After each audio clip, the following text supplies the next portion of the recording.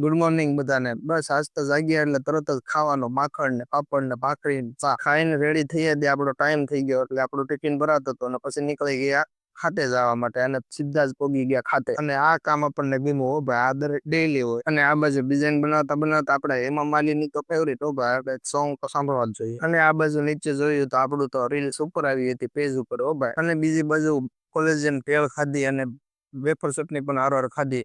એટલું ખાઈ લીધું ત્યાં તો પછી ઘરે જવાનો ટાઈમ થઈ ગયો એટલે નીકળી ગયા સીધા ઘરે જવા. ઘરે પહોંચ્યા ત્યાં તો અહીંયા તો ગરમા ગરમ ભટુરા રેડી થતા હતા હો ભાઈ, છોલે ભટુરે. અને ગરમા ગરમ ભટુરા રેડી થઈ ગયા ને પછી બધા બેહી ગયા, મમ્મી ને ભાઈ ને દેવ ને બધા એક સાથે જમી લીધું. અને બીજી બાજુ દેવામાં ખાઈ લીધું એટલે ખાધેલું તો ક્યાંક પછાવવું તો ખરાક નહીં, જો આ પછાવવાની રીતેની.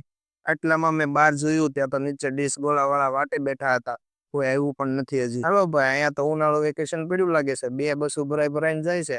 આપણે તો બસ નહીં, આપણે તો ફોલો હો ભાઈ.